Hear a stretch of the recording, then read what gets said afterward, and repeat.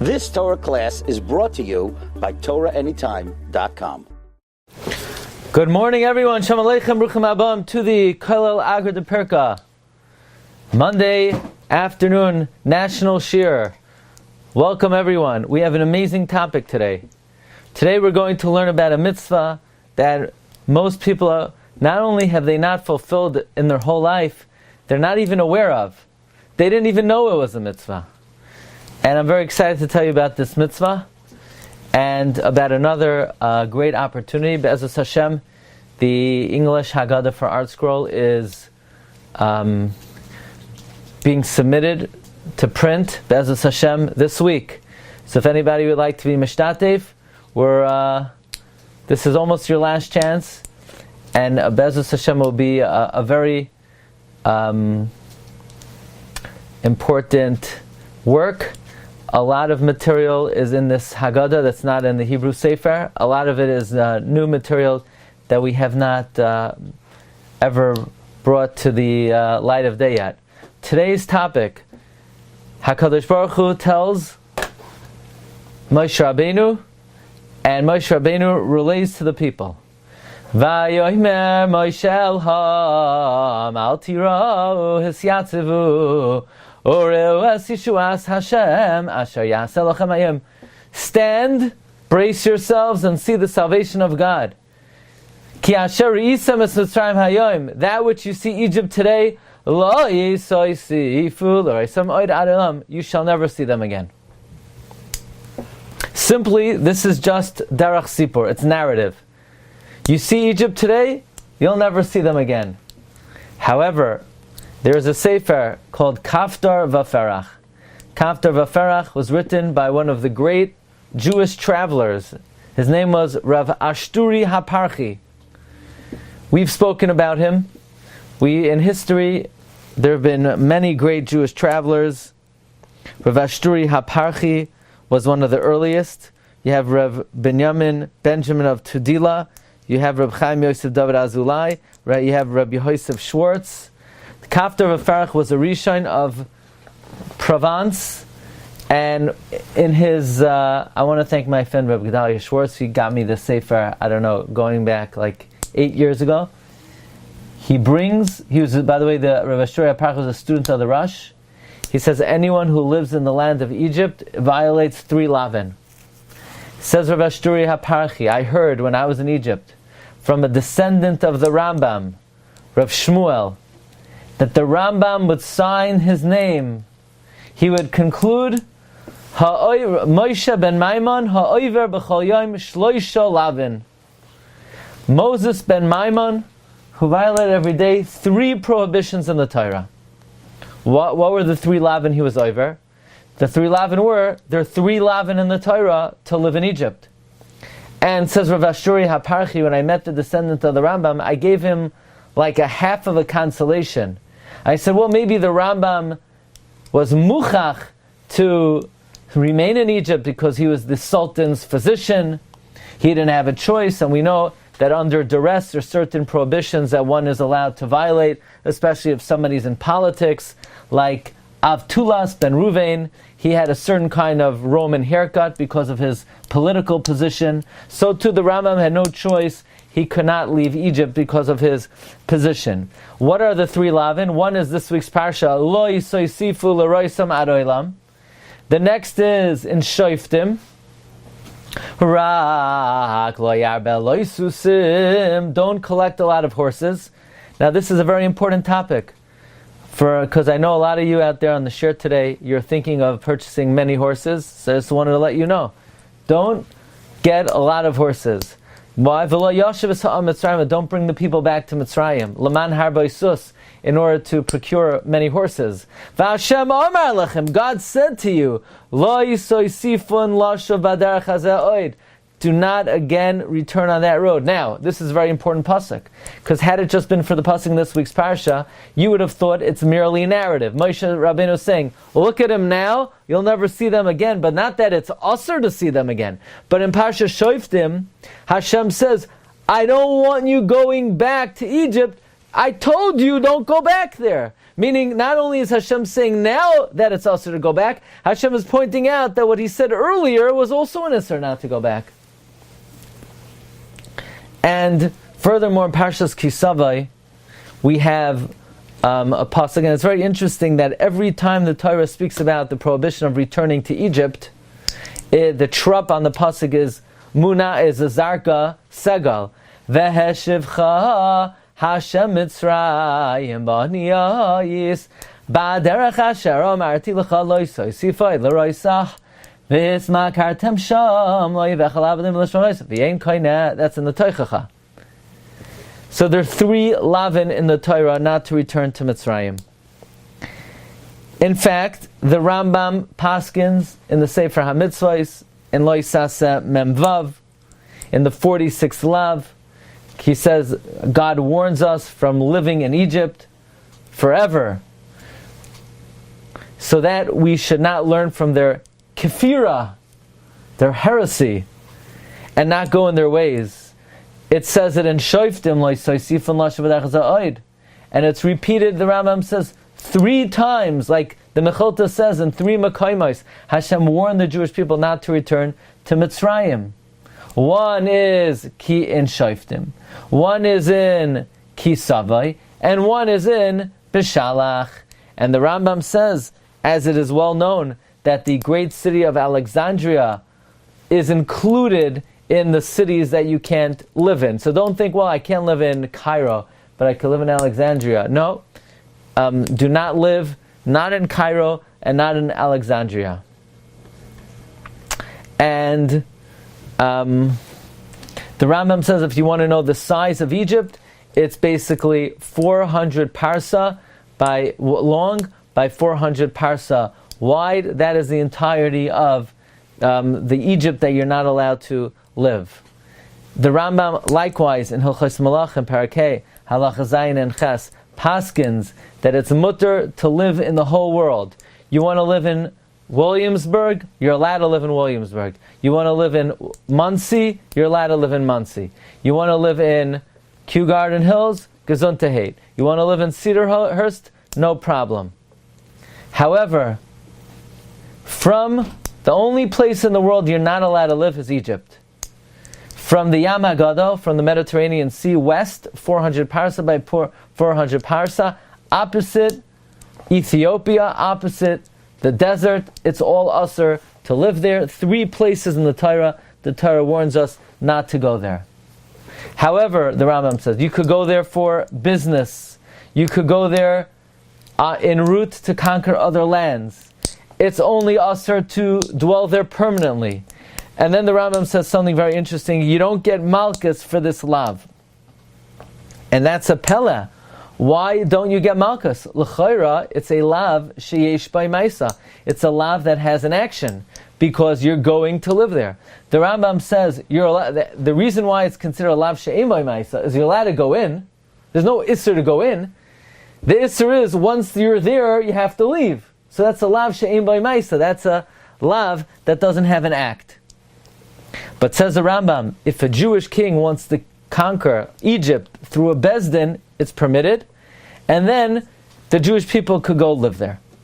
So you said, Rabbi Glatstein, wait a second, you said this year is about a mitzvah that nobody knows about, and so far we're learning only about a sin, that it is usher to live in Egypt. Well, you got to hold your horses, no pun intended.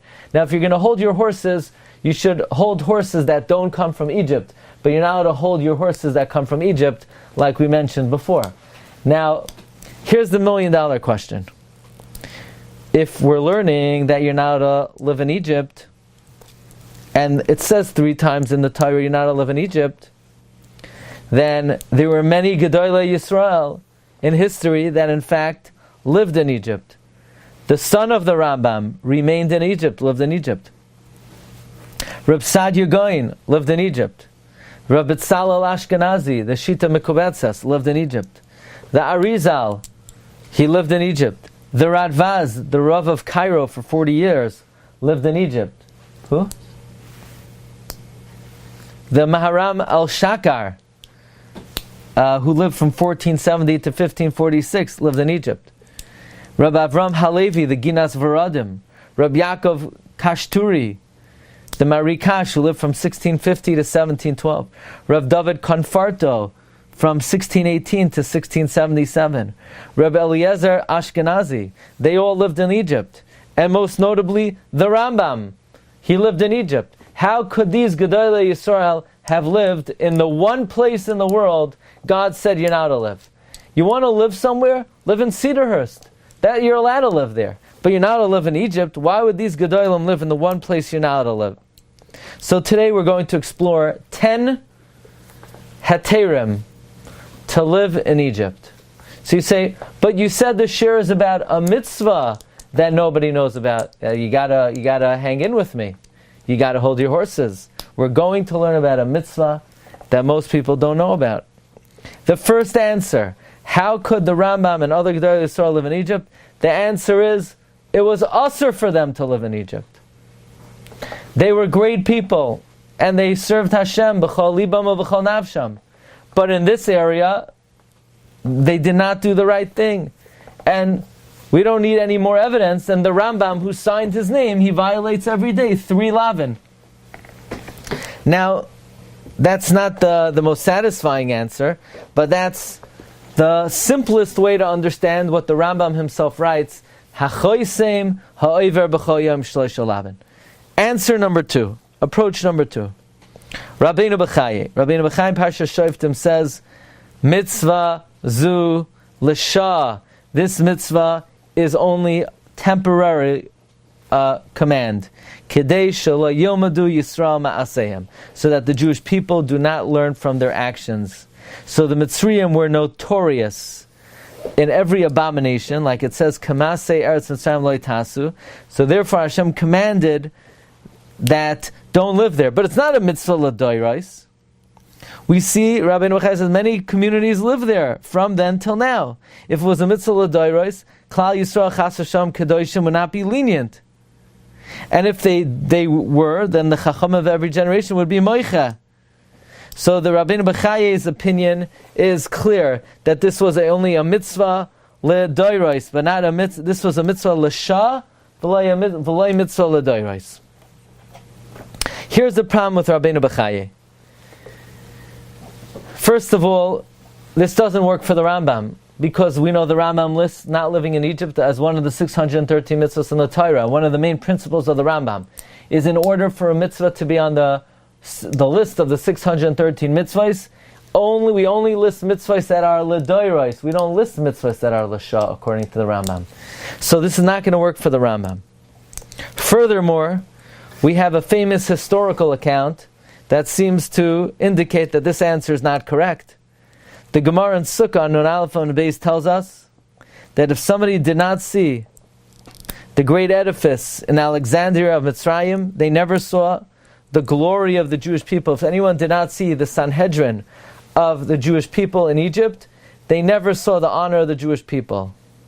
They had chamber within chamber, many, many seats, to hold 2 times the number of Jews that left Egypt. The number, in other words, the membership in Alexandria Shel Mitzrayim was 1.2 million. And they had 71 golden chairs for the Sanhedrin Gedolah. Each chair was no less than 21 myriad of talents of silver. 21 myriad of 10,000 kikar of gold. And there was a bima in the middle, and there was a chazan, and it was so large that people could not hear the chazan, so in order to answer Amen, they waved the flag. And the Gemara says they were all killed by Alexandros Mokdan. Why? Because they violated that which it says, Lo yisoisifon lasha b'darach hazeh oid v'enu hadar. Hashem said, don't go back to Egypt, and they went back, so they were wiped out. By the way, the Hagois Maharav Ranchberg takes out Alexandros Mokdan, because how could Alexandria have been wiped out by Alexandros Mokdan? Alexandria was named after Alexander. So obviously it was after his time. But in any event, this whole community was wiped out because they returned to Egypt. But according to Rabbeinu Bechaye, it was only prohibited to return to Egypt in that generation. It was not a lav that was said l'doros. This Gemara seems to indicate that in fact, it is throughout all history, it is prohibited to return to Egypt. But that's the second approach, that the Isser of living in Egypt is only l'shah v'loy l'doros. Comes the Radvaz. The Radvaz was the Rav of Cairo for 40 years. He wrote more than 2,500 shuvas. And he wants to know, what did the communities rely on that they lived in Egypt?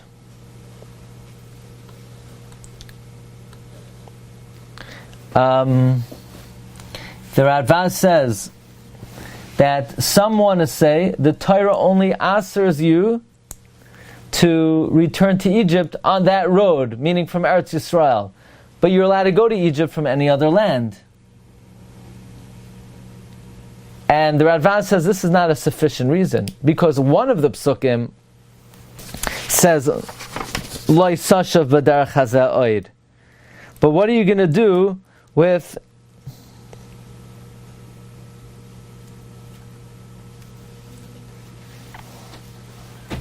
the other psukim that says Loi soisif oid l'roisa ad oilam? And well, maybe it's only usher to stay there permanently, but not to stay there temporarily.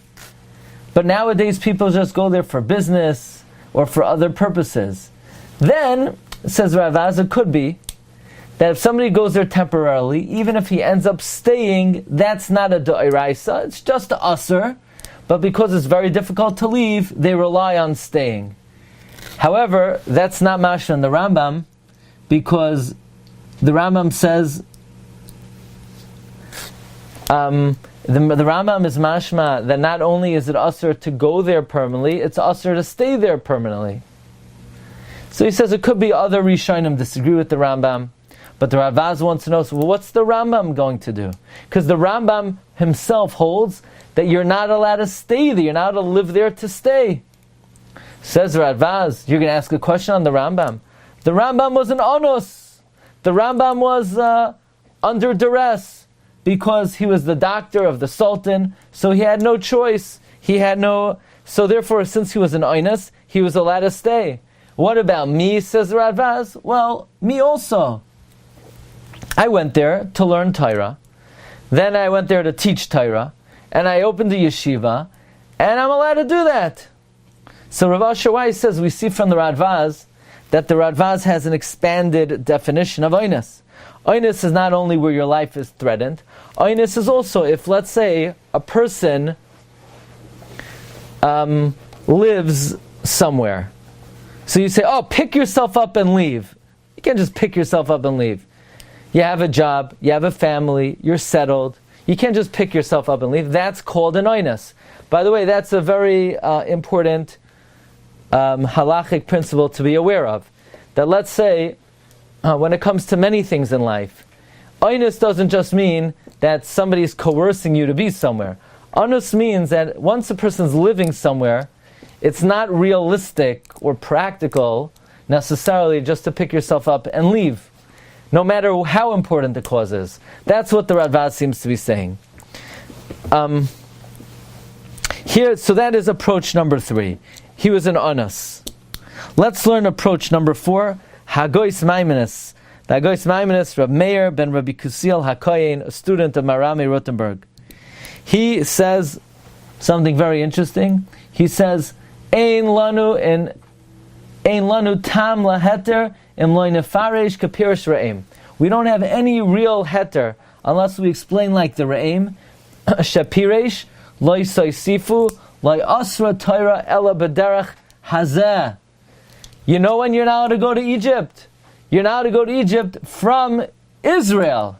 But you're allowed to go live in Egypt from Cedarhurst, from Muncie, from Williamsburg. The Torah says, don't go back to Egypt on this road, meaning from Eretz Yisrael. But according to that, you would be allowed to go to Egypt from other lands. That's the fourth heter, that's the fourth approach given by the Hagoyis Maimonides. The Minchas Asher of Asher Weiss questions this, because if you look in the writings of the Chida says that the Rambam came to Egypt from the port of Akko. So it means the Rambam came from Egypt, came from Eretz Yisrael.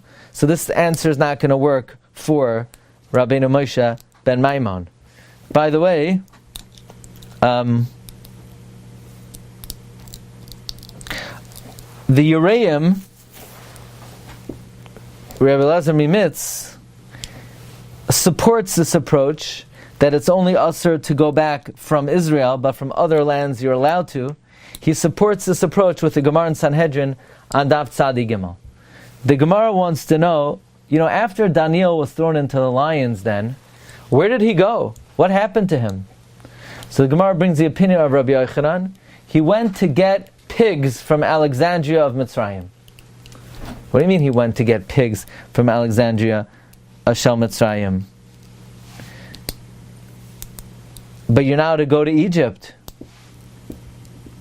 So Tzaraya says the Uraim that it's only usher to go to Egypt from Israel, but Daniel was going from Bavel. So this proves that the Isser of going to Egypt is only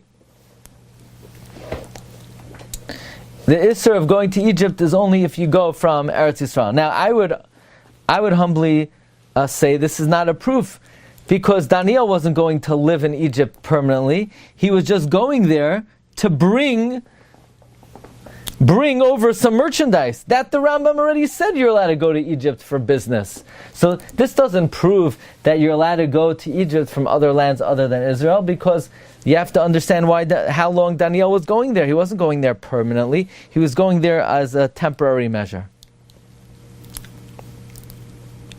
Now, approach number 5. This comes from Rav Yosef Shal Halevi Natanzan. In Parshas Maseh, it talks about the various encampments of the Jewish people when they left Egypt. Does anybody know how many stops did the Jewish people make on their way out of Egypt? They made Mem Beis Masais, 42 stops. So the question is, why does the Torah have to record all the various places the Jewish people stopped when they left Egypt? They went to Mara, they went to Ramses, they went to Sukkos, they vayachna be'esam, be'elim, al hayam. Says Rabbi Yosef Shal Levi Natanzan in his Sefer Divrei Yosef on Parshas Maseh. There's a law in the Torah that we're not allowed to go back to Egypt. But if we're medaye carefully in the lashon of the psukim, the Torah just says, don't go back to Egypt on the road that you came out of. So he says it's possible that the issur of returning to Egypt is only if you take that exact road that the Jewish people left Egypt. Now, how would we know what that exact road is? Therefore, the Torah delineates the 42 masais, the 42 stops that the Jewish people made on their way out of Egypt. They went from here to there, they went back to there, they went back to the Yam, they went to Mara. And this way, now we know that this is the path that the Jewish people took on their way out of Mitzrayim. Now it would come out, according to Rabbi Yosef Shal Halevi Natanzan, that this law is basically obsolete, because who could even possibly retrace the steps that the Jewish people took when they left Mitzrayim? So it would come out a very big heter, according to Rabbi Yosef Shal Halevi Natanzan, that the only isser is if you take that exact route out of the land, back to the land of Egypt. Approach number 6. The Smag, Rav Moshe Mikutzi. He asks, how could so many communities have gone back to live in Egypt, including the Rambam, V'gam Rabbeinu Moshe ben Maimon? The Smag asks. And he says a very wondrous answer. He says, maybe, and by the way, this answer is given by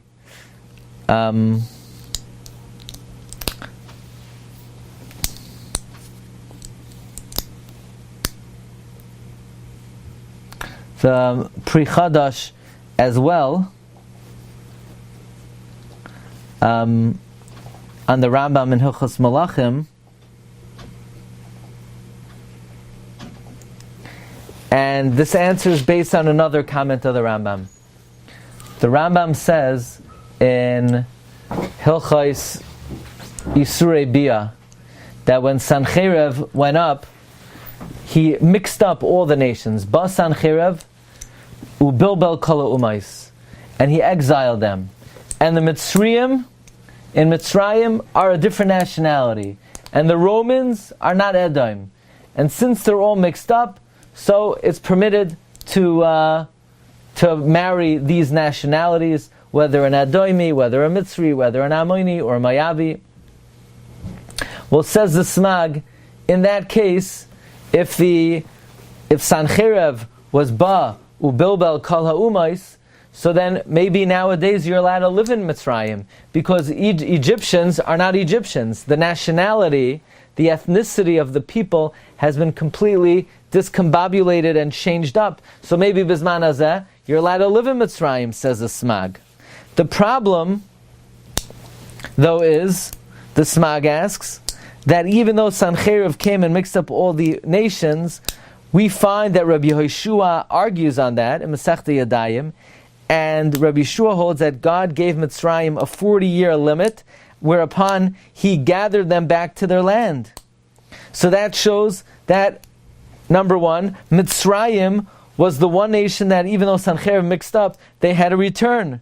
Number two, if in fact the Yisra of returning to Mitzrayim is obsolete because the Mitzrayim are no longer there, then why did Hashem punish the city of Alexandros? But that was after the time that Sancheiriv came and he mixed up all the nations of the world. And even so, the Jewish people were punished for returning to Egypt. So we see the Isser is irrespective of the people. The Isser is on the land. So it's not dependent on the people, it's dependent on the Aretz. By the way, the Pri Chadash, in his commentary on the Rambam, the Mayim Chaim, also asks this question. That don't just rely on the fact that Bas Sancheiriv ubilbel kol ha'umais, because clearly the fact that Alexandria, so Mitzrayim, was punished means that it's an Isra on the land, but not on the people.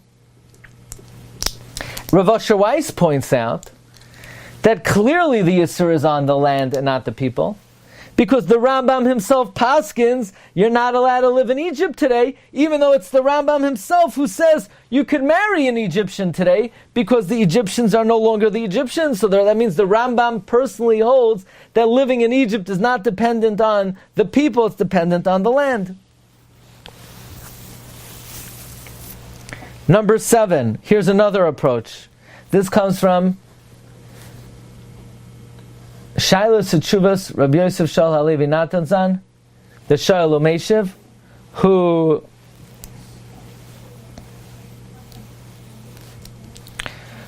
by the way, the largest body, the largest corpus of oral law ever written by man since the Gemara is Shailos Tzuvas Shailu Meshiv.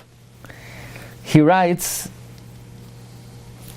that maybe it is only usher for the Jewish people to return to Egypt en masse, nationally. But there's no Isser for individuals to return to Mitzrayim. V'lo al eze prat anoshim. By the way, even though this, I would say this is not mashma on the Rambam, because the Rambam says it's only Isser to return individually. Lashav yechidim. That implies that the Isser is on individuals, but the Shalmeshim suggests that perhaps that the Isser is only to return as nationally. Number 8, the Sha'as Tzuvas Radvaz himself. Sha'as Tzuvas Radvaz, Chelek Daled, Siman Ayin Gimel, he says that it's only Asr to go to Egypt if you plan on staying there long term. But if you just go by yourself, or you're just going temporarily, and your plan is to ultimately go back to Eretz Yisrael, which is always our plan, it is permitted to go there. He says, "The Alzeh Hatam Anu Soimchen Ladur b'Mitzrayim." Even though the Torah says, "Don't return on that road," because since we don't go there to remain there, only to dwell there, so until we get to Eretz Yisrael, then we are not over the lav. Finally, the Ritva. The Ritva in Masechta Yuma. The Ritva is bothered. Well, in light of the prohibition of returning to Egypt, Tmiya Milsa, what does the world rely on nowadays to live in Mitzrayim, like the Rambam and other Gedolim? He says, well, Basan Cheru Bilbal Kala Umais, and you have the answer with Lezer Mimitz, it's only usher to go from Eretz Yisrael. But what is more correct, says the Ritva, is, you know when it's usher to live in Egypt? That's only when the Jewish people are dwelling in their land. So when you have the opportunity to dwell in a autonomous Eretz Yisrael, you may not live in Egypt.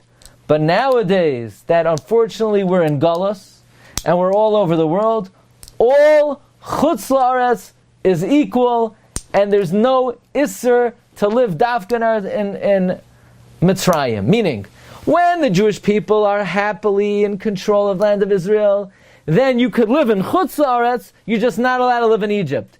But when Klal Yisrael don't have control of Eretz Yisrael, then there's no specific prohibition to live in Egypt.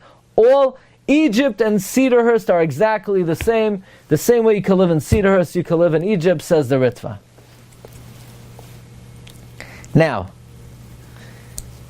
we're going to see that this answer and this rationalization may have a discrepancy, and there might be a differentiation bisman hazeh. I will point out that we mentioned that the city of Alexandria Shel Mitzrayim was destroyed, was wiped out, because they returned to Egypt. And that seemed to indicate that the heter of living in Egypt because Basan Cheru Bilbal Kala Umais does not apply, because clearly it did not apply to Alexandria Shel Mitzrayim. But in general, you could ask, living in Egypt is only a lav, it's not punishable by death. How would in any way that the Isser of living in Egypt account for the very severe and harsh punishment that the Jewish people were encountered living in Alexandria? So there's an interesting Marsha. The Marsha says that it wasn't so much about the fact that the Jewish people violated the lav, but rather, in Sefer Yirmiyah we find that the remnant of the exile asked of Yirmiyah what they should do. Should they go back to Egypt? And they took an oath that they're going to follow Yirmiyah's prophecy. And Yirmiyah said, don't go to Egypt, and you're going to face the sword, and you're going to die there. And they went there. So it's not so much that they went, it's not so much they violated the lav. Maybe the lav was obsolete, but they specifically violated the commitment they made to adhere to the advice of Yirmiyah Hanavi. But Rabbi, I want to share with you a 10th approach. This is a more Kabbalistic approach. And that is the idea that why do we go into Golus in general? The reason we go into Golus, the reason for the Klal Yisrael's dispersal all over the world, is there's an idea that there are sparks of Kedusha throughout the world that we need to gather, we need to collect them, and we need to redeem them, and we need to rectify them. And when we left Egypt, V'nitzaltem es Mitzrayim, we emptied them out. There were no more sparks of Kedusha. We were able to extract and collect every last spark of Kedusha that existed all over the Egypt. So says the Chidah, here's the thing.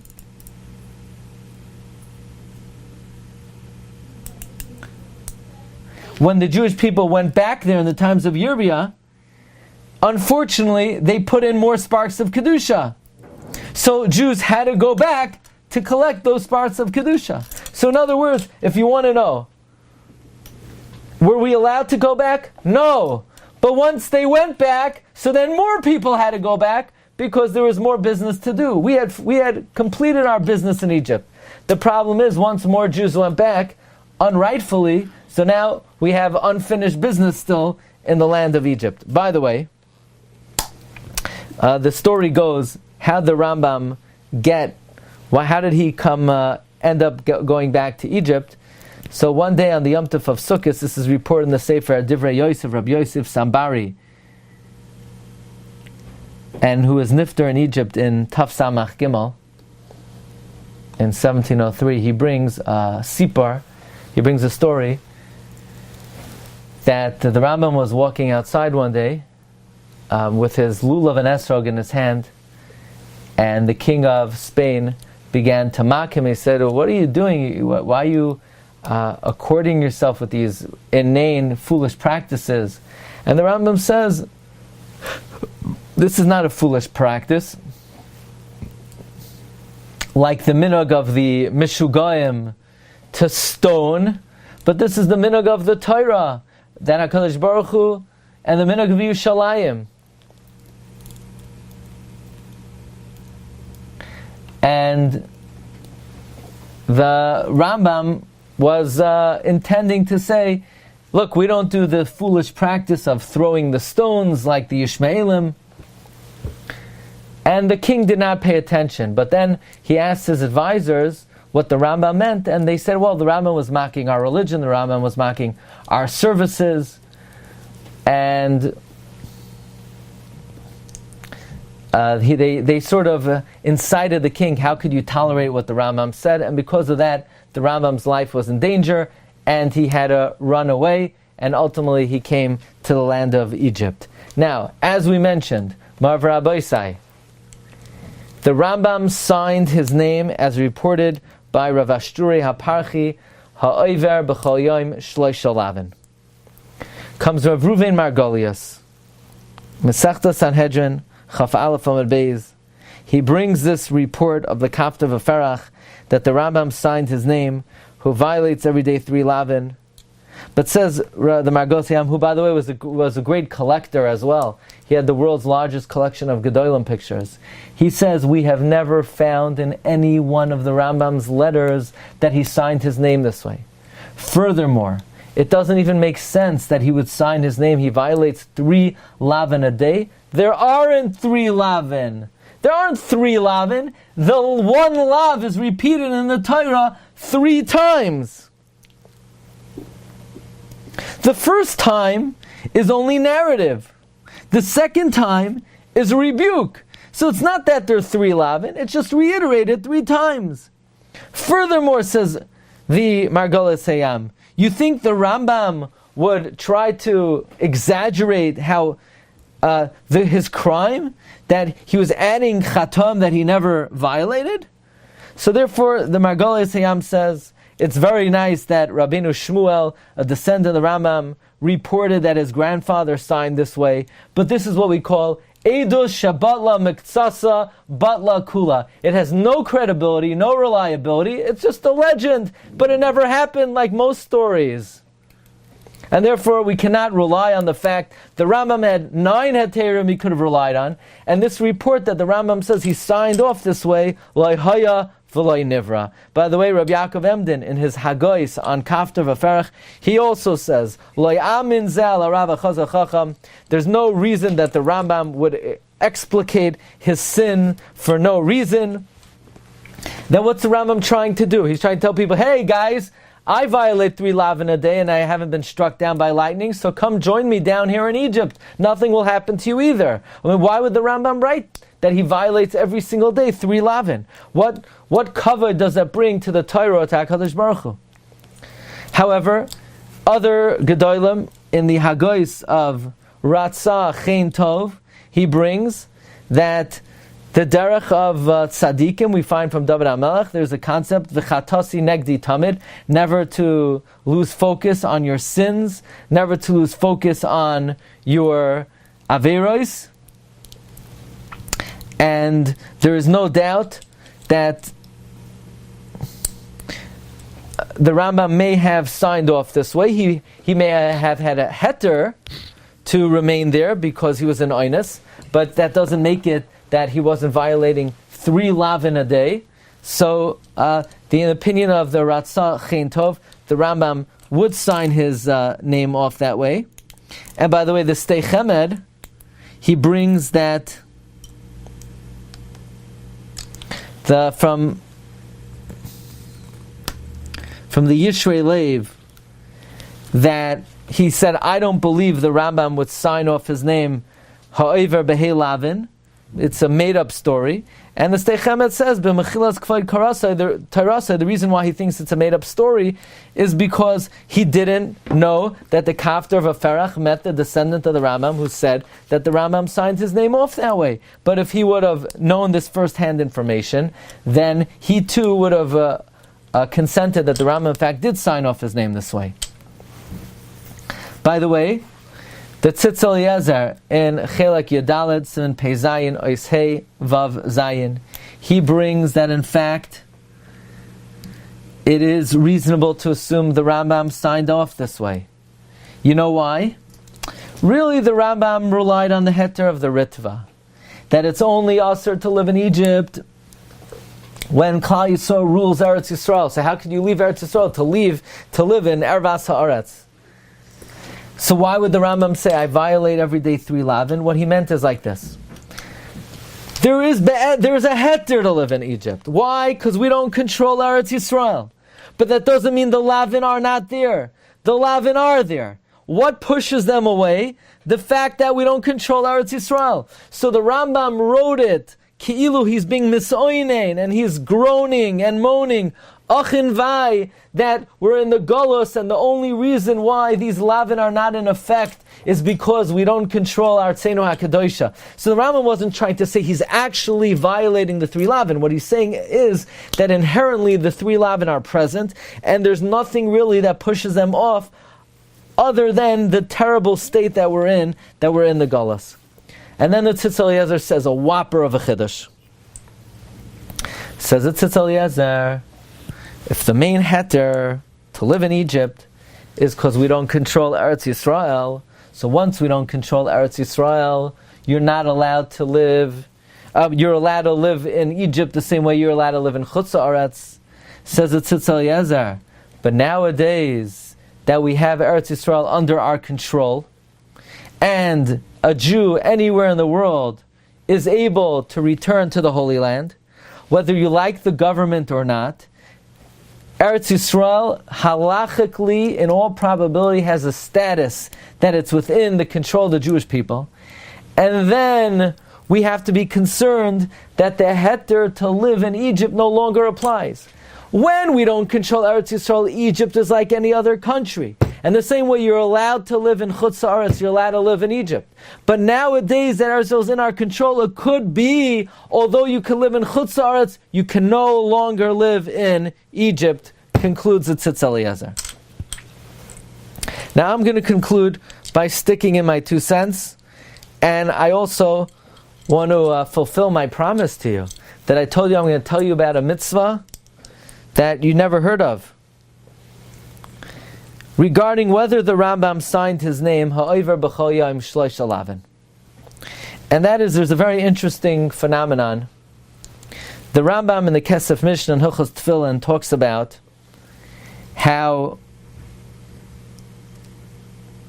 regarding the order of the Parshas, that he originally had one opinion of what the order of the Parsha should be, and that was the tefillin he had in the West. And there was a chibur written by Rabbi Moshe Bar Maimon of Kortova. This is what the Rambam writes, quoted by the Kesef Mishnah Hilchos Tefillin. So the Rambam is quoting somebody with his exact name, Rabbi Moshe Bar Maimon of Kortova. And it says the Rambam, that compilation that Rabbi Moshe Bar Maimon wrote tricked me, and tricked all the sages of the West before me. And even Rabbi Yitzchak held like him. And Rabbi Yaakov Kili, that's what he did. And there was a big machlokes. And all the sages of the East in Eretz Yisrael argued. And they opened up the tefillin of Rabbeinu Haigain. And it turned out to be a different type. Ian Ramosha Deri, when he came from the west to Eretz Yisrael, his tefillin were like your place. And when I showed him the Goyim HaKamodim, he took his tefillin and he threw it out. He threw it into Shemus. Bottom line is, the Rambam, Rabbeinu Moshe Bar Maimon, is writing about another man who had the same name, who's called Rabbeinu Moshe bar Maimon of Kortova.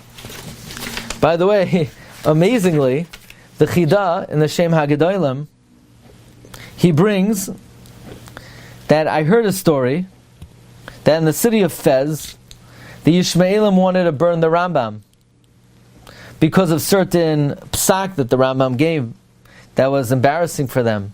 And the Rambam was saved by uttering various names of Hashem and different miracles that happened to him. And that happened in the year 1438. 1438. The Rambam lived hundreds of years before that. Says the Chida, it must be that was a different Rambam. The miracles happened to someone, the Rambam of Fez. There was somebody by the name of the Rambam of Fez. He's called the Rambam El Fasi. The Rambam who wrote the Yad HaChazaka, he's called Rambam Asfardi. And don't be surprised that there were two Rambams, because even in the times of the Rambam, there was another Rambam, the Rambam of Kortova, like the Kesef Mishnah writes. So there were three Rambams. There was Rabbeinu Moshe bar Maimon, the author of the Yad HaChazaka. There's Rabbeinu Moshe bar Maimon of Kortova, who's a contemporary of the Rambam, the author of the Yad HaChazaka. And then a few hundred years later, there's the Rambam Ha'al-Fasi. So even if the Rambam supposedly signed his name, Ha'ivra b'chol yom b'shloisha shvuos, we don't even know which Rambam that was. Okay, now we're ready for the grand finale. The Sefer Oitzer Plois HaTorah, and I was never able to find it until this morning. He says it's only usher to live permanently in Mitzrayim, but you're allowed to do business there. So now the question is, are you allowed to go on a tour to Egypt? Because that's the $1 million question. That's the question I know you all wanted to know about. And the answer is, the Chassam Sofer says, not only are you allowed to go on a tour to Egypt, you should go to Egypt. It's a mitzvah to go to Egypt. And the biggest tzaddikim in history made it their business to go to Egypt. The Chassam Sofer writes, I found it this morning in two places in the Chassam Sofer. He says, V'nira l'aniyas daiti, shahayu tzaddike Yisrael regilim leilach l'mitzrayim. The righteous frequently went to Egypt. By the way, last year, on my way to Turkey, I saw a group of Hasidim. I said, where are you going? Going to Turkey? No, we're going to Egypt. I said, Egypt? Who goes to Egypt? He says, we go there every year. During the Parshas, Va'era by Beshalach, to relive Yitzias Mitzrayim.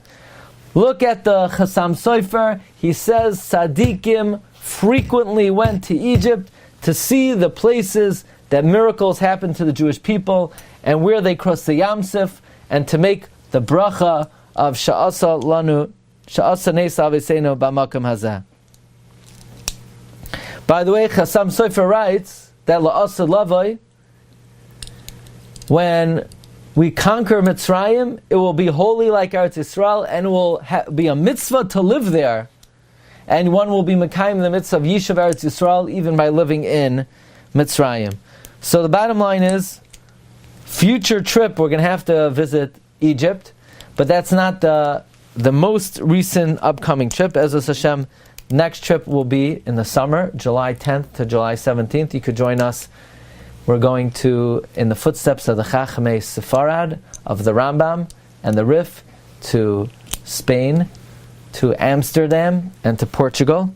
But one day maybe we'll have the schus also to visit Pi Hachirois, the place of Ramses, Sukkos, and all the Mekaimos that Kadosh Baruch Hu made, Nisim v'Neflois L'Aveisenu. Okay, Mar Rabbi Sai, I thank you for your kind attention this morning. I wish you all bracha v'atzlacha. Have a wonderful day. Brachti.